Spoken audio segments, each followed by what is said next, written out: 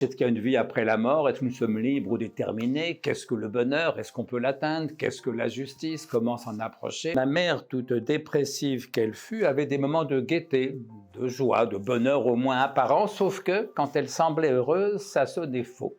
Quand je parle aux jeunes filles et aux jeunes garçons, je dis aux jeunes filles, si tu rencontres un jeune garçon qui croit à la femme idéale ou qui cherche la femme idéale, tu pars en courant.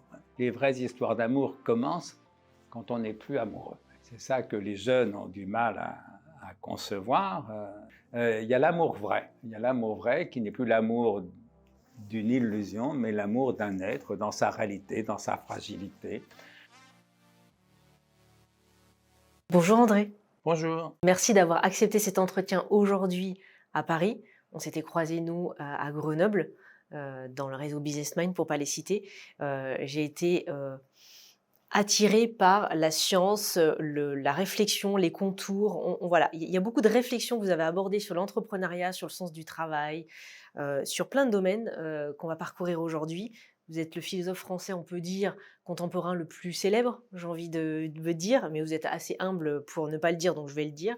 Et vous êtes spécialiste de l'éthique. On va aborder plein de réflexions, mais avant tout, je voudrais un peu plus creuser, savoir votre monde familial, d'où vous venez, et le contexte contexte social et familial dans lequel vous avez grandi. Si on partait de l'âge de 5 ans, de 10 ans, vous étiez où?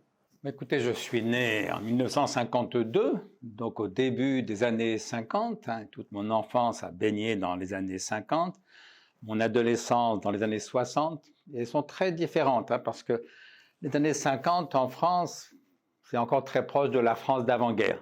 Les années 60, ça n'a plus rien à voir. Autrement dit, voilà, les années 50, c'est le début des 30 Glorieuses, et les changements ont été très rapides. Milieu familial de petits commerçants, enfin petits commerçants, pas si petits que ça. Mon père était grossiste en produits d'entretien, donc il livrait les marchands de couleurs, comme on disait à l'époque. Je crois que l'expression même a disparu, les droguistes, enfin bref. Donc c'était un patron de PME, il y avait entre 10 et 15 salariés dans son entreprise. Voilà, milieu petit bourgeois, familialement un peu douloureux parce que mon père et ma mère s'entendaient mal, ou plutôt ma mère était malheureuse, en partie à cause de mon père, peut-être moins exclusivement à cause de lui que je ne l'imaginais à l'époque, mais c'est vrai que c'était un mauvais mari, un homme un peu dur comme époux, dur aussi comme père, très, très méprisant, très rejetant. Une mère dépressive et malheureuse, qui a fait 2 tentatives de suicide quand nous étions petits, ma sœur, mon frère et moi, qui en fera une 3e, qui malheureusement réussira, si on peut dire, mais là, quand j'avais 34 ans. Donc l'enfance a été, pour ce qui me concerne, mais je crois que c'est vrai aussi pour mon frère, dans une moindre mesure pour ma sœur, elle a été douloureuse parce que, au fond, toute mon enfance s'est passée dans le malheur de ma mère, quoi. J'ai appris à vivre, à aimer, j'ai grandi dans le malheur de ma mère, dans la hantise qu'elle ne se suicide pour de bon. Donc avec un mélange de tristesse, un petit garçon aimant comme j'étais ne peut pas être heureux quand sa mère est malheureuse, c'est aussi bête que ça, et une bonne part d'angoisse, puisque j'avais peur effectivement qu'elle ne se suicidât à nouveau. Voilà. Et donc l'adolescence, quand j'ai pris un peu de distance par rapport à tout ça, m'a paru merveilleuse. Merveilleuse, l'enfance fut triste, autant l'adolescence, elle a été comme sur l'adolescence, tourmentée, compliquée, mais en même temps ébloui par la découverte de la féminité, puisqu'à 11 ans, j'entre en 6e dans un lycée mixte, alors que mon école primaire était exclusivement de garçons. Et je suis tombé sous le charme instantanément, et je continue à penser que la belle partie de l'humanité, c'est la partie féminine. Comment vous avez vécu avec cette mère aimante mais compliquée finalement, l'adolescent qui grandit, donc qui découvre la femme dans toute sa splendeur. La femme, c'est un bien grand mot. La jeune La fille. jeune fille. Oui, à 11 ans, oui, c'est la jeune fille. Je ne dirais pas que c'est encore mieux, mais en même temps, il y a une poésie de la jeunesse. Voilà, donc non, c'était des jeunes filles, et même des très jeunes filles, parce qu'en 6e, elles avaient 11 ans, si vous voulez. Mais oui, venant d'une école de garçons, ça m'a paru miraculeux. D'ailleurs, toutes mes J'ai eu des amis garçons, évidemment, mais tous les souvenirs que j'ai d'amitié importante étaient quand même essentiellement avec des jeunes filles. Voilà. Comment vous vivez avec une mère qui est aimante, mais avec une santé fragile, j'ai envie de dire, puisque le suicide, c'est la santé mentale. Comment vous avez grandi avec ça?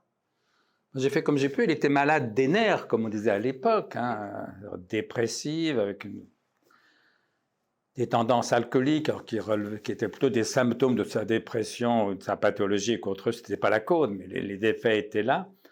Ben donc j'ai grandi difficilement quand même, quoi. Hein.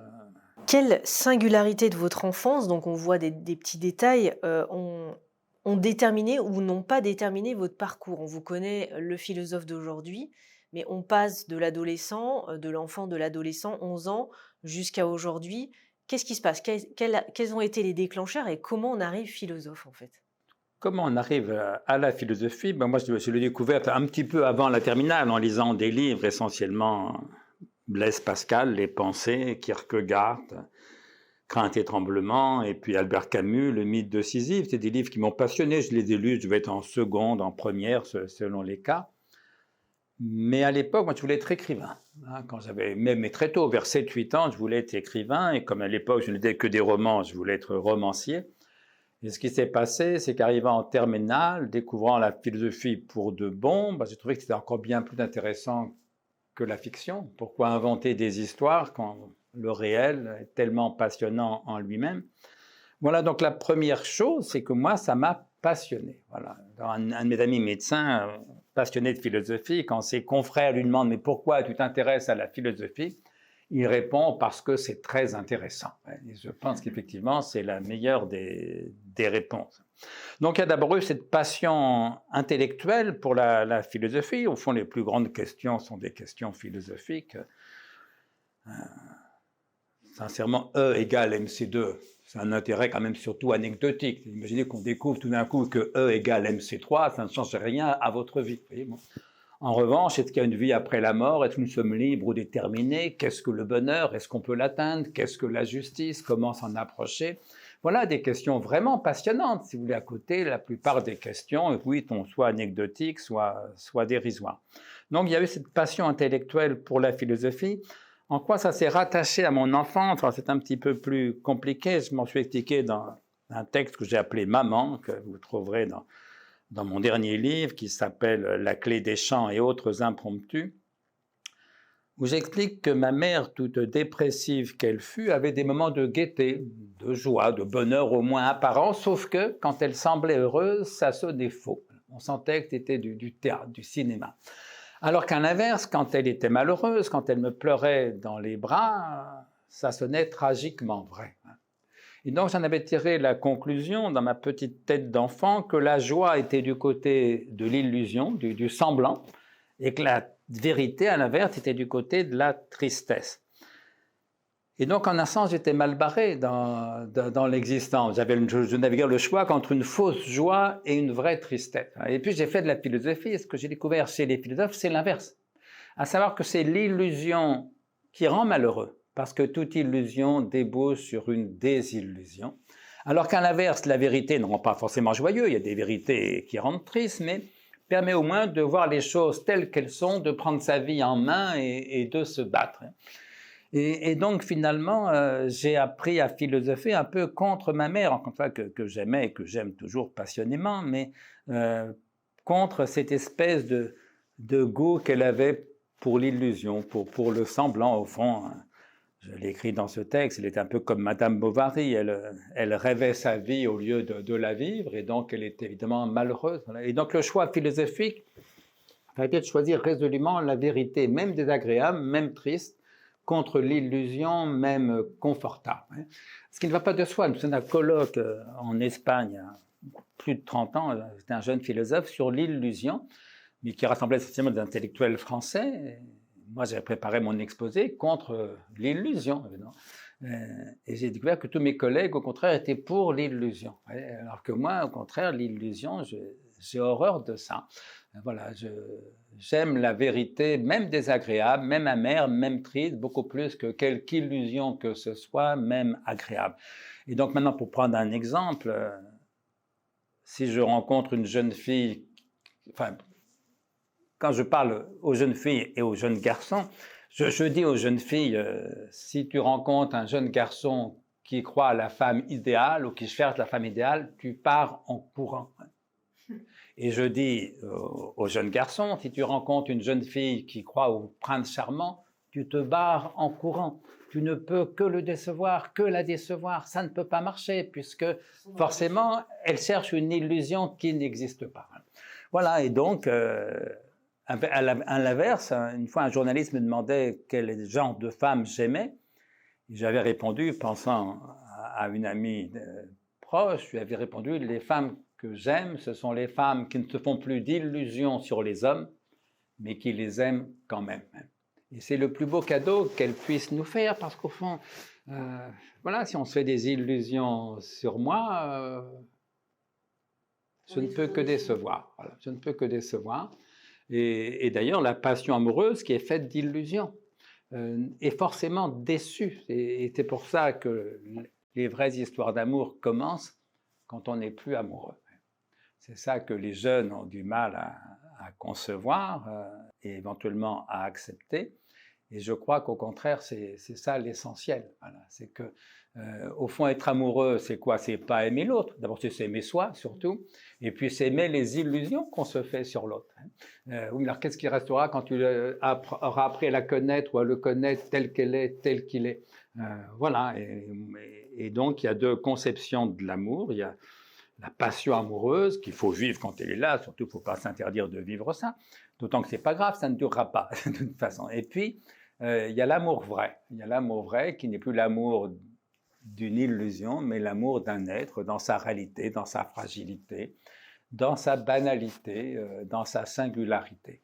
Voilà, et donc le rapport entre ma mère et la philosophie. Au fond, la philosophie a été ma bonne mère, non pas que ma mère était une mauvaise mère, encore une fois, elle était en effet très aimante, pathologique, mais très aimante, mais parce que ma mère m'engageait dans une voie qui avait choisi plutôt l'illusion apparemment heureuse plutôt que la vérité sombre, et qu'au fond, tout mon choix philosophique, ça a été de choisir plutôt la vérité, enfin le peu de vérité auquel on a accès, mais on a accès à assez de vérité malgré tout, pour distinguer clairement la vérité du mensonge, la vérité de l'erreur ou la vérité de l'illusion. Voilà. Est-ce que la philosophie vous a aidé à être plus heureux? Est-ce que vraiment la philosophie rend heureux, du coup? Heureux, pas comme ça d'un coup. Je pense que je suis beaucoup plus heureux ou beaucoup moins malheureux que si je n'avais pas philosophé. Mais ce n'est pas le but premier. Le but premier, c'est une forme de vérité, de lucidité, d'intelligence. Vous savez ce que disait le philosophe Alain, le contraire de la sagesse. Le but de la philosophie, philosophia, c'est l'amour de la sagesse. Alain disait très justement, le contraire de la sagesse, c'est exactement la sottise. Voilà. Il s'agit d'essayer d'être un peu plus intelligent, de vivre un peu plus intelligemment. C'est à ça que sert la philosophie. On peut bien espérer qu'on sera plus heureux au bout, mais ce n'est pas au fond ça qui m'importe. Vous savez, moi j'ai commencé à enseigner, donc j'avais 24 ans, dans une petite ville du nord de la France, à Landrecy, et l'année suivante, j'étais toujours à Landrecy pour ma deuxième année d'enseignement. Et le jour de la rentrée, un élève qui avait été mon élève l'année précédente était venu me saluer. Il me remercie pour mon enseignement de l'année précédente. Il me dit qu'il a beaucoup aimé mes cours. Bref, il me remercie. Et puis, il fait demi-tour, il fait 2 pas, il s'arrête, il se retourne vers moi et il me dit « Bon, cela dit, j'étais plus heureux avant ». Je n'y ai pas vu une objection. Le but d'un prof de philosophie, ce n'est pas de faire en sorte que les élèves soient plus heureux en juin qu'ils ne l'étaient en septembre. C'est de faire en sorte que les élèves soient plus intelligents en juin qu'ils l'étaient en septembre, plus cultivés en juin qu'ils ne l'étaient en septembre. Alors j'espère qu'au bout du compte, ce jeune élève, qui a été l'un de mes premiers élèves, peut-être que la philosophie leur a aidé à être plus heureux qu'ils ne l'auraient été sans la philosophie, mais en toute rigueur, ce n'est pas mon but premier. Si vous voulez être heureux, écoutez, allez voir un médecin, bourrez-vous d'anxiolytiques, d'antidépresseurs, que sais-je. Voilà, mais non. Vous lui avez répondu quoi, du coup? Je lui ai dit que ce n'était pas grave. Voilà, c'était pas mon but. Je lui ai dit, voilà, c'est très bien. Moi, je ne suis pas là pour faire le bonheur des gens. D'ailleurs, personne ne peut faire le bonheur de personne, en vérité. Hein, mais voilà, donc il s'agit de vivre le plus intelligemment possible. Je dis souvent qu'il s'agit de penser mieux pour vivre mieux. Voilà, c'est ça la philosophie. C'est un travail de penser. Et penser mieux, c'est d'abord penser plus intelligemment, plus rationnellement, plus véridiquement. Mais il n'en reste pas moins que tout homme veut être heureux, comme disait Blaise Pascal. C'est vrai du philosophe comme de n'importe qui. Pourquoi faites-vous du journalisme ou des podcasts, que sais-je? Parce que vous pensez que vous êtes plus heureuse en faisant qu'en n'en faisant pas. Mais c'est vrai de toute activité humaine. Voilà, donc le bonheur est le but de la philosophie comme il est le but de tout être humain, au fond. Mais ça n'est pas son but immédiat. Le but immédiat, c'est plutôt l'intelligence, la raison, la lucidité. Je vais rebondir sur le bonheur. Je pensais en parler après, mais c'est très bien. Le bonheur au travail, c'est une grande question qui revient souvent. Nous, on a des auditeurs jeunes entrepreneurs ou plus installés, comme moi, de plus de 15 ans, et c'est des notions constantes.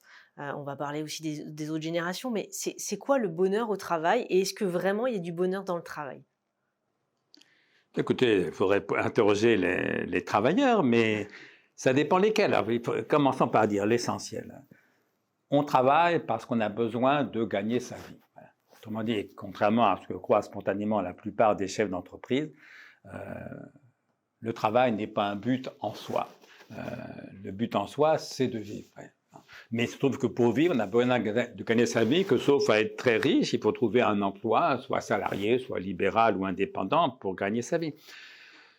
Pourquoi est-ce qu'on travaille? On travaille pour être heureux, pour la même raison qu'on fait de la philosophie. De tout ce qu'on fait, au fond, c'est pour être heureux, pour avoir la vie la plus agréable possible. Oui, mais pour une partie des gens qui viennent travailler le matin pour être heureux, mais pour une partie d'entre eux, le bonheur commence à 17h30, 18h, quand ils quittent la boîte.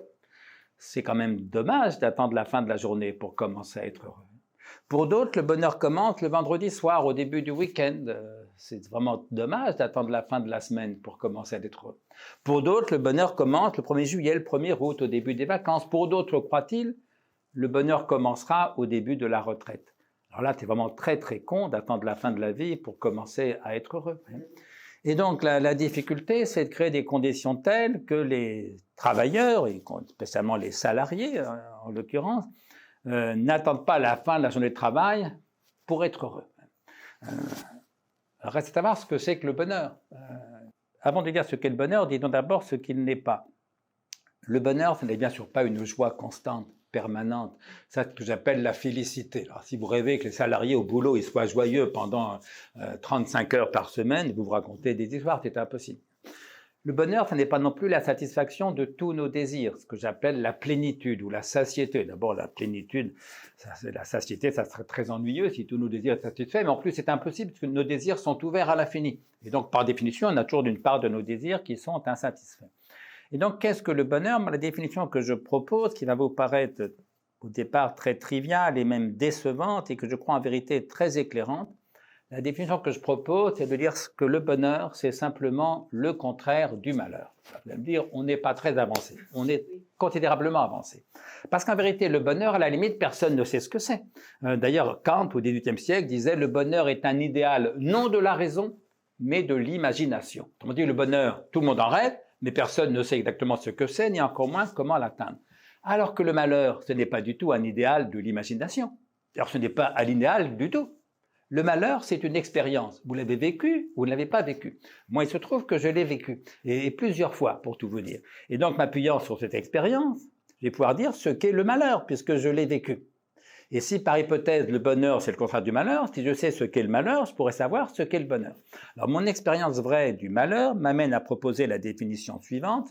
J'appelle malheur tout laps de temps, toute durée, où toute joie paraît immédiatement impossible. Vous vous réveillez le matin, la joie n'est pas là, et vous savez de source sûre qu'elle ne sera pas là de la journée ni les jours qui suivent. Parce que vous avez perdu l'être que vous aimiez le plus au monde, ou parce que vous souffrez atrocement d'une maladie incurable, que sais-je. Toute joie vous paraît impossible, vous êtes malheureuse. Le bonheur, disais-je, c'est le contraire du malheur. Si le malheur, c'est tout laps de temps où toute joie paraît immédiatement impossible, j'appelle bonheur tout laps de temps où la joie paraît immédiatement possible. Pas toujours réel, ne rêvons pas, ça c'est la félicité, ça n'existe pas, mais immédiatement et continuellement possible. Par exemple, vous vous réveillez le matin, la joie est là ou elle n'y est pas. Pour moi, pour tout vous dire, le matin, elle y est rarement. J'ai des réveils plutôt difficiles, mais vous savez que la joie peut venir dans la journée, qu'elle viendra sans doute, et puis qu'elle repartira, et puis qu'elle reviendra. Eh bien, c'est le moment où la joie vous paraît immédiatement et continuellement possible, pas toujours réel, mais continuellement possible, c'est ce que j'appelle le bonheur. Et donc, un travailleur heureux, ce n'est pas un travailleur qui vit toujours dans la joie. C'est un travailleur qui, quand il arrive au boulot, sait que la joie est possible avant 18 heures, y compris au travail.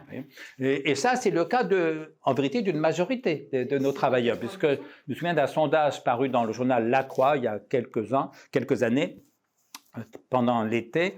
On demandait aux Français, êtes-vous content d'aller bosser le matin? Bonne nouvelle, 76% des travailleurs français répondaient oui à cette question. 76%, c'est énorme. Mauvaise nouvelle, seulement 36% des ouvriers répondaient oui à cette même question. Ben oui, il y a des métiers qu'il est plus facile d'aimer que d'autres. Il y a des métiers où la joie est plus facile que d'autres. Voilà, et donc ne rêvez pas le travail, c'est pas le Club Med. À supposer que dans le Club Med, on soit dans une joie constante, je n'en crois rien. En revanche, il s'agit de faire en sorte que les salariés puissent être joyeux à tel ou tel moment de la journée et globalement puissent se réjouir de faire ce métier-là dans cette entreprise-là avec ces gens-là. Autrement dit, puissent aimer leur travail, puisqu'au fond, qu'est-ce que l'amour? Moi, j'ai toujours fait mienne la définition de Spinoza. L'amour est une joie qu'accompagne l'idée d'une cause extérieure. Autrement dit, aimer son travail, c'est être joyeux de faire ce travail-là. Non pas d'une joie constante, mais quand vous demandez au fond, est-ce que je suis content de faire ce métier-là dans cette entreprise-là avec ces gens-là? Si la réponse est oui, en gros, vous aimez votre travail, vous êtes heureuse au boulot. Si la réponse est non, vous n'êtes pas heureuse au travail. Et, ça peut être une raison d'en changer, mais ça peut être aussi une raison de compter sur les managers, le patron éventuellement, pour changer les conditions de travail. Parce que bien sûr, le bonheur au travail dépend beaucoup des conditions de travail. Les conditions, qu'est-ce qui motive les personnes? Alors, on va parler votre génération, ma génération, elle est plus jeune, la génération Z, mais qu'est-ce qui motive? Est-ce que c'est le salaire en premier ou est-ce que ça a changé avec les années? C'est quoi qui les rend heureux et qui les motive? Je pense que ça dépend des individus, mais en vérité, je pense que tout le monde travaille pour l'argent, ou presque tout le monde. C'est-à-dire que il y a très peu de salariés qui continueraient à faire le même métier, c'est l'exemple que je prends souvent, s'ils avaient gagné 60 millions d'euros au loto européen, comme un pizzaiolo de Chambéry il y a quelques années. Le pizzaiolo, il a arrêté de travailler. Sincèrement, je ne lui reproche pas, quand on est pizzaiolo et qu'on a 60 millions d'euros derrière soi, il ne serait pas très raisonnable de continuer à faire des pizzas. Si vous voulez. Donc on travaille d'abord pour l'argent. Mais l'argent n'a jamais fait le bonheur de personne, si vous voulez. La misère peut faire le malheur, mais l'argent n'a jamais suffi à faire le bonheur. Et donc, si on veut que les gens aiment leur métier, il faut qu'il y ait autre chose que l'argent. Alors, autre chose, c'est-à-dire quoi? D'abord, de meilleures conditions de travail. Il y a des entreprises où tel métier est plus facile à aimer que le même métier dans une autre entreprise, simplement parce que les conditions de travail y sont meilleures. Et donc, améliorer les conditions de travail pour un manager, c'est un outil de management. Autre chose que l'argent, ça peut être une meilleure ambiance, davantage de convivialité. Vous savez, il y a des boîtes où on part bosser le matin, la gorge nouée d'angoisse parce qu'on sait que l'ambiance va peser une tonne, que tout le monde fait la gueule à tout le monde, qu'il y a de vieilles haines rancies dans les bureaux ou les ateliers. Alors qu'à l'inverse, il y a d'autres boîtes où on part bosser le matin le cœur léger parce qu'on sait que l'ambiance sera légère, chaleureuse, détendue, qu'à la limite on va retrouver une bande de copains. C'est pas du tout la même chose. Autre chose que l'argent, ça peut être le sentiment d'une plus grande utilité sociale. Fabriquer des cigarettes ou fabriquer des médicaments, c'est pas la même utilité sociale. Fabriquer du Mediator ou fabriquer un bon médicament, c'est pas la même utilité sociale. Autre chose que l'argent, ça peut être le sentiment de progresser soi-même davantage, de s'épanouir soi-même davantage. Vous savez, il y a des boîtes ou des boulots, on y bosse pendant 15 ans, au bout de 15 ans, on se retourne, rien n'a changé, on n'a rien appris. Simplement, on est 15 ans plus vieux et donc davantage fatigué. Alors qu'à l'inverse, il y a d'autres boîtes ou d'autres boulots, on y bosse pendant 15 ans. Et puis au bout de 15 ans, on se retourne et on se dit « mais c'est dingue ce que j'ai changé, ce que j'ai appris, ce que j'ai progressé ». C'est pas du tout la même chose. Autre chose que l'argent, ça peut être le sentiment de travailler en harmonie avec ses valeurs morales personnelles, sans avoir besoin de les mettre dans sa poche avec un mouchoir dessus pendant 35 heures ou un peu plus par semaine. Par exemple, et spécialement les valeurs dites environnementales, l'écologie, le dérèglement climatique, auxquelles les jeunes, très légitimement, sont tellement attachés. Autre chose que l'argent, ça peut être davantage de respect, davantage de reconnaissance, notamment de la part du management, etc., etc. Et donc, moi je dis toujours aux managers, ne comptez pas sur le salaire pour suffire à la motivation, mais ne comptez pas non plus sur le travail pour y suffire, parce que le travail, c'est une contrainte, ce n'est pas d'abord un plaisir. Et donc, tout le paradoxe du management, c'est que pour attirer, fidéliser et motiver les meilleurs collaborateurs, il faut créer des conditions telles que des gens qui ne travaillent pas pour le plaisir, ben non, ils travaillent pour l'argent, prennent plaisir au travail qu'ils font. Il faut créer des conditions telles que des gens qui ne travaillent pas par amour du travail, non, ils travaillent parce qu'ils ont besoin d'argent. Mais il faut créer des conditions telles que des gens qui ne travaillent pas par amour du travail réussissent à aimer le travail qu'ils font. Alors, il peut arriver que le travail soit tellement passionnant, intéressant, agréable, qu'on y prend plaisir en lui-même. Enfin, si c'est le cas d'un salarié sur 10, c'est un strict maximum. Pour les ouvriers, les caissières, les chauffeurs de poids lourds, les profs de philo quand ils corrigent leurs copies, pour aimer ça, il faut être malade, c'est pas possible d'aimer ça. Il y a des moments de cours où on est content, mais enfin bon, il y a tous les autres moments. Et voilà, et donc il faut bien comprendre qu'on travaille pour autre chose que le travail. Pour l'argent, c'est une très bonne raison de travailler, pour être utile, pour être heureux, mais non pas heureux simplement parce qu'on fait ce travail-là, mais à cause de l'ambiance, à cause des relations qu'on s'y fait, à cause de l'argent qu'on gagne, à cause du respect dont on est l'objet, etc., etc. Est-ce que la génération Z a une autre vision du travail et donc de l'argent aussi? Vous savez, là, il n'y a pas de génération, il n'y a que des individus. Donc, vous trouverez des tas de gens dans la génération Z qui ne travaillent que pour l'argent, qui ne pensent qu'à ça, et des tas de gens dans la génération Y ou la génération X ou les générations antérieures pour lesquels l'argent n'a jamais été l'essentiel. Non, je ne crois pas qu'il y ait tellement de différences générationnelles qu'on le dit précédemment, qu'on le dit ordinairement, entre autres parce que souvent on confond ce qui relève d'une génération avec ce qui relève d'un âge. Je vous raconte une anecdote. Un jour, je faisais une conférence sur le travail devant des chefs d'entreprise du bâtiment. Et la conférence, le colloque est animé par Michel Fil, journaliste de mon âge que je connais peu, mais que je connais depuis 50 ans, puisqu'on fait partie de la même génération. Et j'entends Michel Fil dire à ses patrons, quand même, les jeunes de génération Y, qui sont très différents de nous, parce que nous, le travail était l'essentiel, et pour eux, le travail n'est plus l'essentiel. Je disais à Michel Fil, mais vous racontez n'importe quoi. En vérité, on se tutoie dans la vie privée, mais là, je pense que j'avais dû faire semblant de le fouvoyer. Vous racontez n'importe quoi. Moi, je l'ai connu, Michel Fil, à 20 ans. Il y avait deux choses qui l'importaient, comme moi. Un, la révolution. Deux, les filles.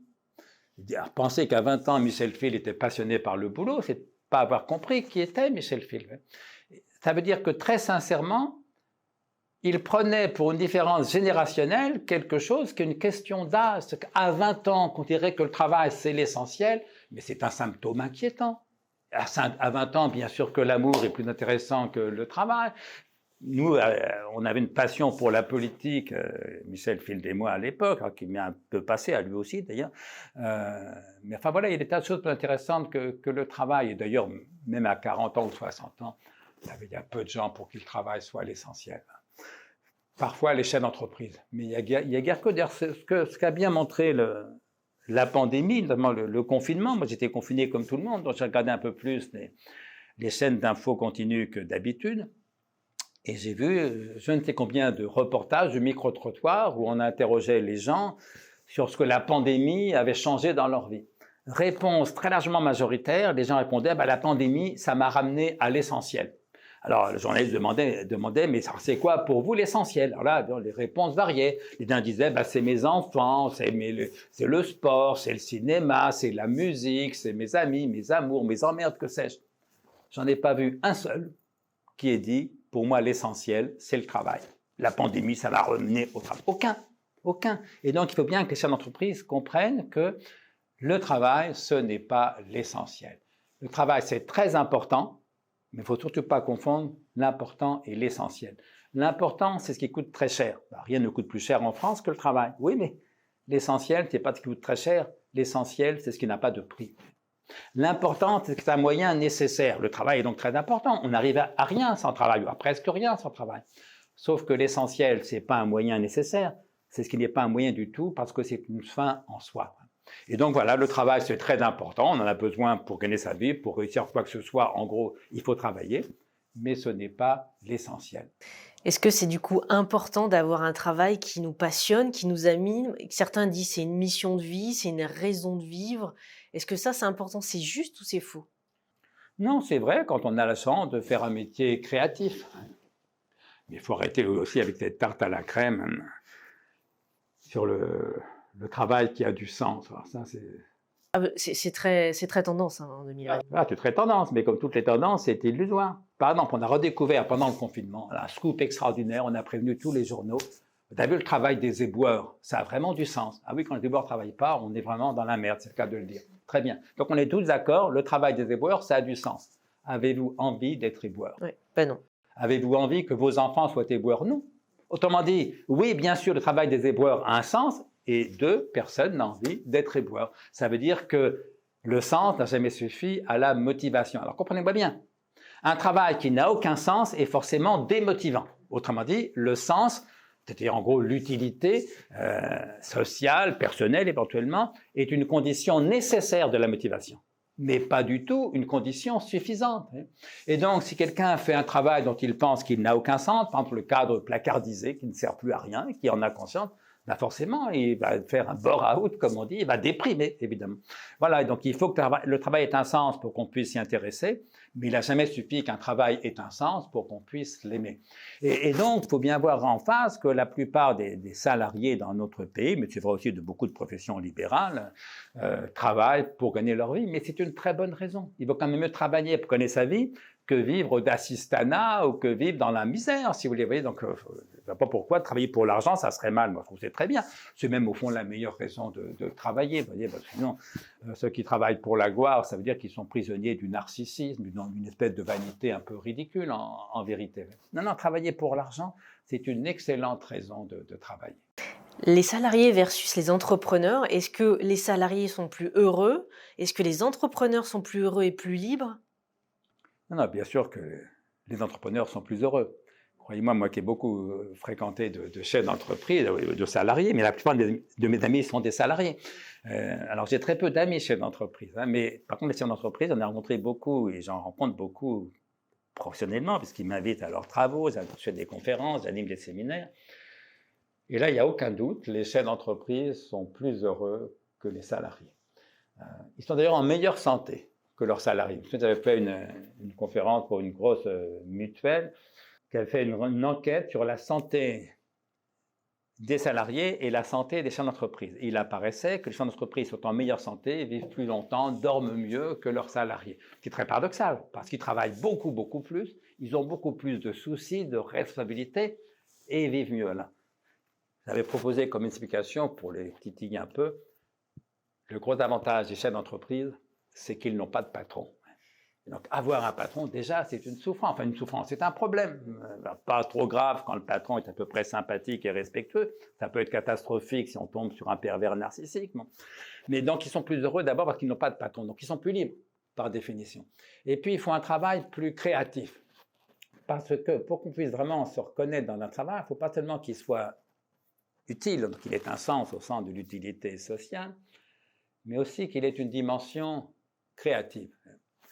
Par exemple, les boueurs que j'évoquais tout à l'heure, pour prendre aussi bien le plombier, c'est vrai de la plupart des métiers, y compris intellectuels, c'est vrai aussi de l'expert comptable, hein, c'est vrai dans la plupart des ingénieurs, etc. Bon. Bien sûr, il sait que son travail est utile. S'il n'y avait pas des boueurs, pas de plombiers, on serait là encore dans la merde. Sauf qu'il sait aussi que s'il était mort à la naissance, ça ne changerait absolument rien à la propreté de Paris, par exemple, ou de telle ou telle installation familiale. Si vous voulez. Ça veut dire que son travail est utile, mais n'est pas créatif. S'il était mort à la naissance, ou qu'il n'était pas né, n'importe quel autre plombier, n'importe quel autre éboueur ferait le même travail. Alors que si Bill Gates était mort à la naissance, on n'aurait jamais eu Microsoft. Ça veut dire que Bill Gates a créé Microsoft, de même que Beethoven a créé la 9e symphonie, si vous voulez voir. Et donc un travail est créatif quand on peut se dire que si l'individu n'avait pas existé, la chose n'aurait pas existé.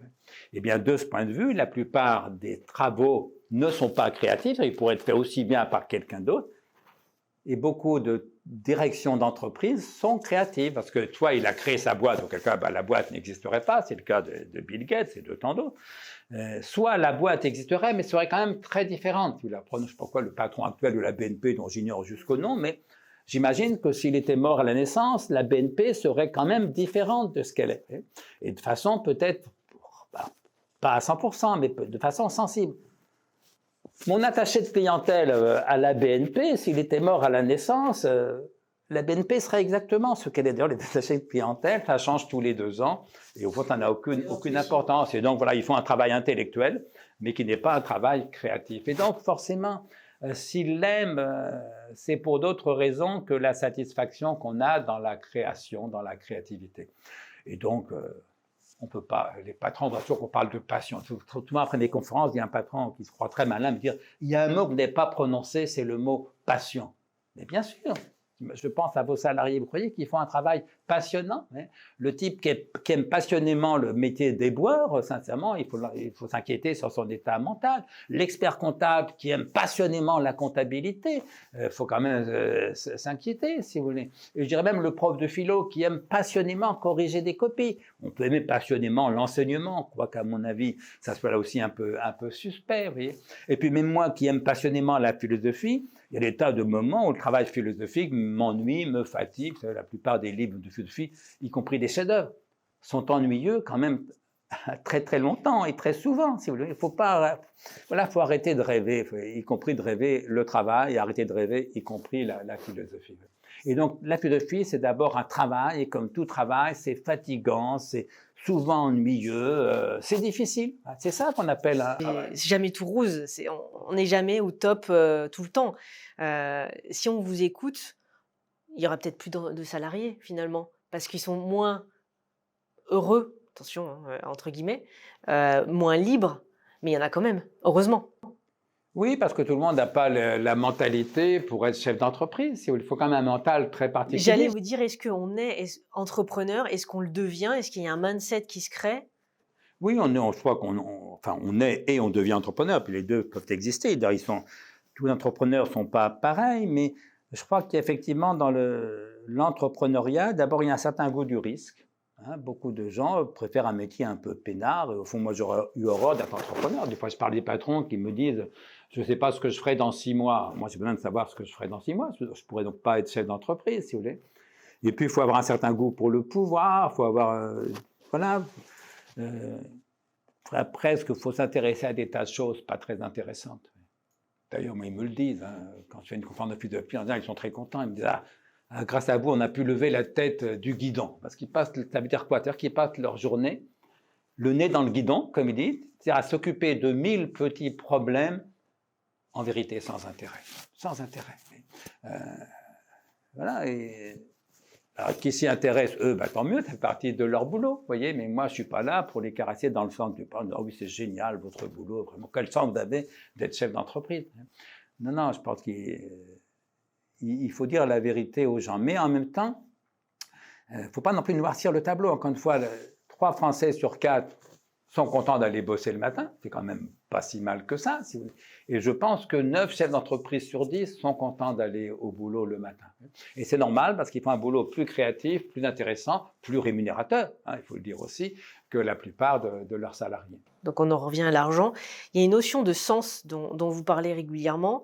Et quand on parle de la notion de sens, on parle aussi de burn-out ou de bore-out. Est-ce qu'il y en a plus chez les salariés que les entrepreneurs? Il n'y a pas de moyenne, il n'y a pas de règles?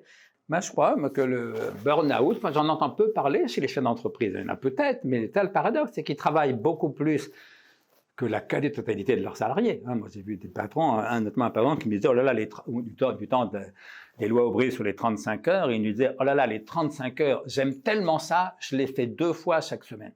Et c'est vrai que beaucoup d'entreprises sont plus près de 70 heures que de 35, alors que les salariés sont plutôt autour de 35, 40 heures parfois. Donc ils travaillent beaucoup plus et pourtant ils tombent moins dans les burn-out parce que justement leur travail est plus créatif, plus libre, souvent plus intéressant parce qu'ils prennent des décisions. Ils sont pas, le contrat de ça, au pire c'est l'ouvrier à la chaîne qui fait toujours le même geste, mais même quand on n'est pas à la chaîne, la plupart des travaux physiques et intellectuels, sont quand même terriblement répétitifs. Voilà, vous savez, encore une fois, la comptabilité, c'est pas drôle tous les jours. Le marketing, c'est pas marrant tous les jours. Être chauffeur de poids lourd, c'est pas rigolo tous les jours, etc., etc. Donc c'est Voilà. normal que des fois que tout ne soit pas lisse dans un parcours, aussi bien salarié qu'entrepreneur. Certains idéalisent, surtout des jeunes générations, enfin nous-mêmes peut-être jeunes, on était un peu comme ça, mais ils disent je veux que du plaisir, je veux pas de contraintes. Il y a forcément, c'est comme on parlait du bonheur, du malheur, il y a forcément de la lumière et du sombre pour pouvoir que ça bascule de l'autre côté. Oui, mais s'il n'y avait que du plaisir, pas de contrainte, ça ne serait pas du travail. Ça serait du loisir, c'est ça. Et donc, voilà, alors, c'est vrai que pour revenir à la génération Y ou Z maintenant, les sociologues disent souvent, d'ailleurs à juste titre, que c'est une génération hédoniste. Hédoné en grec, ça signifie le plaisir. Une génération hédoniste, c'est une génération qui tente à faire du plaisir le souverain bien. Mais toute jeunesse tente à préférer le plaisir à la souffrance, et deux, ils ont bien sûr raison, parce qu'effectivement, le plaisir, c'est mieux que la souffrance. Le problème, c'est qu'à force de chercher le plaisir, notamment parce que nous, les parents, on les a beaucoup accompagnés dans cette quête du plaisir. On leur a imposé peu de contraintes, on a été quand même des parents sympas dans l'ensemble, dans notre génération. Si bien qu'à force de chercher le plaisir, certains de ces jeunes oublient parfois qu'il faut faire aussi des efforts. Alors les sociologues illustrent souvent cette génération Y ou Z par les sports de la glisse, le surf par exemple. Vous voyez un jeune gars de 24 ans sur sa planche de surf, c'est fun comme il dit, c'est cool comme il dit aussi, ça va vite, c'est beau à voir et ça laisse pas de traces. Et à la limite, vous venez de l'embaucher, il a toujours 24 ans, premier jour d'embauche, à la limite, il arrive avec sa planche de surf sous le bras, il vous demande c'est où la plage. Alors vous dites, attends, ta planche de surf, tu la laisses dans le couloir, tu la reprendras en partant. Et ça, tu vois, alors évidemment, ça pèse plus lourd, ça va moins vite. On appelle ça une charrue. Mais tu vois, la charrue, elle laisse une trace, et la trace de la charrue, on appelle ça un sillon. Le gamin de 24 ans, il ouvre les yeux en rond parce qu'il est en grand parce qu'il est en train de comprendre qu'il va devoir passer en quelques jours de la culture du surf qui est fun, qui est cool, qui laisse pas de traces, à la culture de la charrue qui est moins fun, moins cool, mais qui laisse un sillon. C'est l'âge de mes trois garçons qui font partie de la génération Y, c'est l'âge des copains, la génération des copains, copines de mes garçons. C'est une génération que je connais bien. Eh bien, je vous jure que pour eux, ce passage-là, entre la culture du surf, c'est-à-dire du loisir, et la culture de la charrue, c'est-à-dire du travail, c'est un passage extrêmement difficile. Or, le rôle des managers, c'est de les accompagner dans ce passage-là. Et je dis souvent aux chefs d'entreprise que vis-à-vis de cette génération Y, ou maintenant de la génération Z qui suit, il y a deux erreurs à éviter. La première erreur, c'est ce que j'appelle le mensonge démagogique. Non, d'accord, c'est pas une planche de surf, c'est une charrue, c'est vrai, mais tu vas voir. La charrue, c'est encore plus marrant que le surf. Tu vas t'éclater un max. Il sait bien que c'est pas vrai. Si c'était vrai, vous ne le paieriez pas pour faire de la charrue. C'est lui qui vous paierait pour en faire. Deuxième erreur à éviter, ce que j'appelle l'ascétisme mortifère. Bon, d'accord, c'est pas une planche de surf, c'est une charrue, c'est vrai. La charrue, c'est chiant, c'est vrai aussi. Ça tombe bien, tu es là pour en chier. Parce que si c'est un bon, il va foutre le camp dans les 2 jours. Et si vous évitez ces deux erreurs, le mensonge démagogique, il faudrait faire croire que la charrue, c'est aussi marrant que le surf. Et l'ascétisme mortifère, tu es là pour en chier. Si vous évitez ces deux erreurs, vous allez pouvoir accompagner ce jeune homme, cette jeune femme, dans un chemin qui consiste non pas du tout à remplacer l'effort par le plaisir, ça c'est une pure utopie, mais les aider à prendre plaisir à l'effort. Comme ils ont fait d'ailleurs quand ils ont commencé à faire du surf. Le surf, c'est pas toujours si facile, on tombe les premières fois, et puis l'eau est froide parfois. Mais voilà, il ne s'agit pas de remplacer l'effort par le plaisir, il s'agit de les aider à prendre plaisir à l'effort. Et tout prouve que c'est possible, au moins pour une bonne partie d'entre eux, du moins si le management est un peu intelligent, si les conditions de travail sont bonnes, si le salaire est assez rémunérateur, etc., etc. Comment la philosophie vient nous aider dans une entreprise, dans l'entrepreneuriat de manière générale ? Mais parce qu'elle nous aide à comprendre ce que c'est qu'un être humain. Alors, c'est ce que je me tue à expliquer aux chefs d'entreprise quand ils m'invitent à leurs travaux. Et c'est pour ça que beaucoup de managers ont du mal en France, peut-être ailleurs, mais moi, c'est surtout en France que je travaille, ou dans les pays francophones, en Belgique, en Suisse. C'est qu'historiquement, la plupart de nos managers sont d'anciens ingénieurs, autrement d'anciens techniciens, d'anciens experts. Et comme ils étaient bons en tant que manager, comme ils étaient bons en tant qu'ingénieur ou en tant que technicien, on les bombarde manager. Comme c'était le même métier, mais c'est pas du tout le même métier. Un ingénieur, il travaille sur des objets, concrets ou abstraits, mais des objets. Un manager, il travaille sur des sujets, plutôt avec des sujets. C'est complètement différent.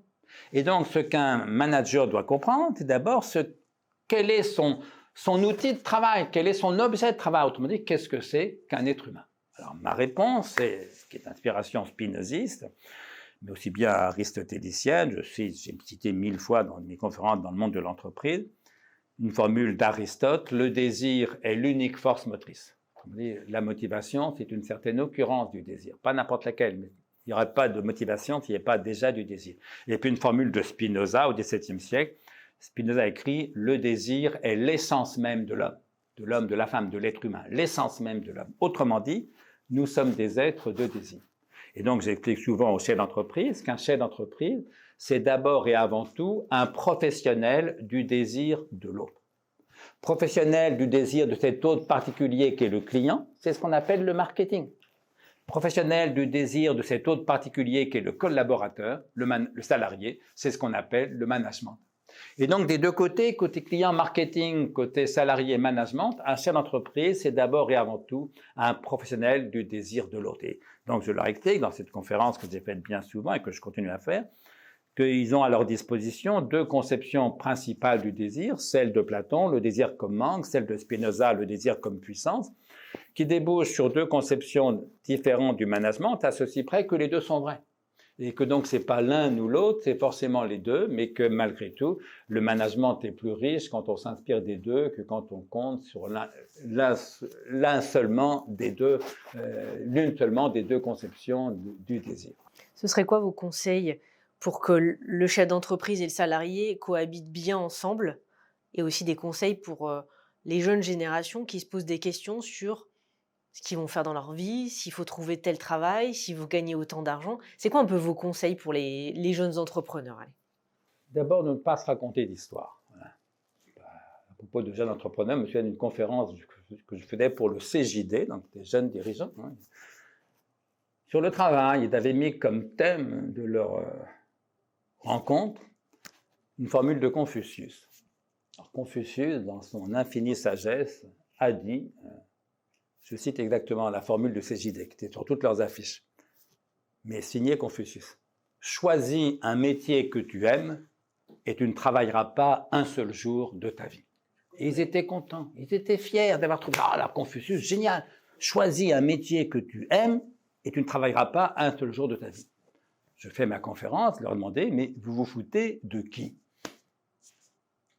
Le type qui est conducteur de poids lourd, la caissière dans un grand magasin, celui qui nettoie vos sols, qui fabrique vos voitures. Ah, écoute, c'est con, tu vois, t'aimes pas ton métier, tu aurais dû faire comme moi, choisis un métier que tu aimes et tu ne travailles pas un seul jour de ta vie. Un, il ment parce que c'est l'entreprise, c'est du travail. Et deux, ils se trompent sur leurs collaborateurs et même en quelque chose, ils les méprisent. Et donc, que des jeunes dirigeants, en plus le TJT, moi, de la sympathie, c'est quand même mieux que le MEDEF, si vous voulez, soyons clairs, mais j'en ai même vu quelques-uns de gauche, si vous voulez, mais malgré tout, que 200 jeunes patrons puissent se gargariser en citant une formule débile de Confucius, c'est quand même hallucinant. Et donc je leur explique, non, le travail c'est fatigant, toujours. Le travail c'est ennuyeux, très souvent. Le travail c'est créatif, rarement. Et pourtant, votre boulot, c'est de faire en sorte que des gens qui ne travaillent pas pour le plaisir prennent plaisir à leur travail. C'est de faire en sorte que les gens qui ne travaillent pas par amour du travail réussissent à aimer le travail qu'ils font. Et donc, la première exigence, ça nous ramène au début de notre entretien, c'est une exigence de lucidité. Et donc, un patron qui croit que le travail, c'est le bonheur en soi, que le travail est une fin en soi, que le travail fait la dignité des gens, autre tarte à la crème absurde, c'est un peu comme la jeune fille qui croit au prince charmant, ou comme le jeune garçon qui croit à la femme idéale. Ça n'existe pas. Qu'est-ce qu'ils auraient dû mettre comme phrase, du coup, selon vous, à la place de Confucius? Qu'est-ce qu'ils auraient dû mettre comme phrase? C'est plus de sens. Ils auraient dû mettre comme phrase on est plus heureux en gagnant sa vie qu'en vivant dans la misère ou l'assistanat. On est plus heureux en faisant un travail utile qu'en faisant un travail inutile. On est plus heureux en étant respecté qu'en étant méprisé, mais là, ça suppose qu'ils respectent leurs salariés. Or, quand ils prétendent, citant Confucius, que si on fait un métier qu'on aime, on ne travaille pas un seul jour de sa vie, ils ne respectent pas en vérité leurs salariés. Et d'ailleurs, il se trouve cette conférence organisée par le CJD, c'était dans une temps que c'était Angers ou Poitiers, je ne sais plus bien, ils avaient invité les salariés. Et les salariés sont venus me voir à la fin pour me remercier d'avoir en gros cassé cette espèce de... C'était même pas de la langue de bois, c'était de la langue de coton des jeunes dirigeants en l'occurrence. La langue de coton, ça fait moins de mal que la langue de bois, mais c'est aussi difficile à avaler. Non, non, et donc voilà, il faut dire la vérité aux gens. Et la vérité, c'est quoi? Je t'embauche parce que j'ai besoin de toi. Je ne t'embauche pas pour rendre service à un chômeur. Je t'embauche par intérêt. Tu travailles par intérêt. Et donc, notre intérêt, c'est que, pour que ça dure, c'est que chacun de nous deux, toi le salarié, moi l'employeur, on y trouve notre intérêt. Et donc, je te préviens tout de suite que si un jour mon intérêt c'est de me débarrasser de toi, je le ferai, en respectant le code du travail, mais je le ferai. Et je t'autorise tout à fait à quitter la boîte dès que tu trouves que c'est ton intérêt. Et c'est plus facile pour toi de partir que pour moi de te licencier. Mais donc, on est dans le marché. Et dans le marché, chacun y va par intérêt, et pas par amour, pas pour je ne sais quelle raison. Et ce discours, qui est un discours de vérité, je crois que les patrons peuvent le tenir, et que les salariés d'ailleurs sont tout à fait prêts à l'entendre. Si vous n'aviez pas été philosophe, vous auriez fait quoi? J'aurais aimé être chef d'orchestre. Malheureusement, je pense que je n'avais pas les capacités, ou je ne me suis pas donné jeune, je n'ai pas assez travaillé le peu de violon et de piano que j'ai fait. Mais oui, chef d'orchestre, ça m'aurait plu. Si aujourd'hui, à ma place, en face de vous, vous aviez André de 10 ans, vous lui dites quoi aujourd'hui? Écoutez, je pense souvent à une formule, on avait posé la même question à l'abbé Pierre, il y a des années de... C'était pas moi. De ça, non, c'était pas vous, c'était Christine Ockrent. L'émission s'appelait « Qu'avez-vous fait de vos 20 ans ?» Et donc, Christine Ockrent avait demandé à l'abbé Pierre, si vous rencontriez le jeune homme que vous étiez à 20 ans, qu'est-ce que vous pourriez lui dire? Et l'abbé Pierre, un petit peu désarçonné par la question, réfléchit quelques secondes et répond avec sa voix déjà très fatiguée. Je lui dirais que rien n'est facile et que tout vaut la peine. Et je trouve que c'est une très belle réponse, à ceci près qu'il n'est pas vrai que tout vaille la peine. Donc je lui dirais, rien n'est facile, ça c'est très vrai, tout ne vaut pas la peine, et donc choisis bien les choses qui valent la peine.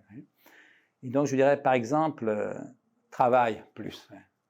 Je n'étais pas un mauvais élève, mais je n'étais pas non plus un bon élève. Par exemple, je suis nul en anglais. Je le regrette, évidemment. J'aurais dû travailler l'anglais à l'époque.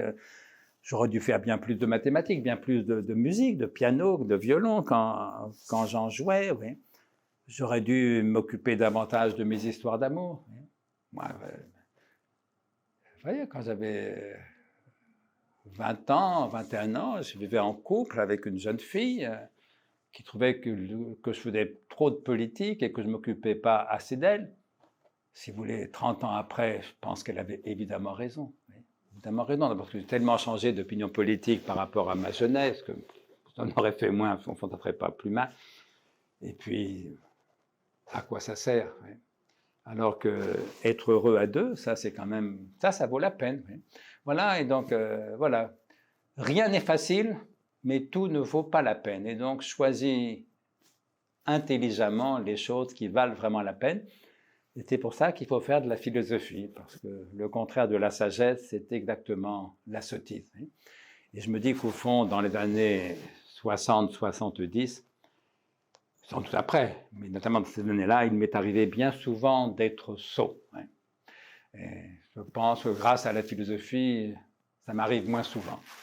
Et que c'est peut-être l'une des raisons pour lesquelles je suis plus heureux aujourd'hui que dans les années 60 ou 70. Avant de vous laisser, si vous aviez votre maman, vous lui diriez quoi?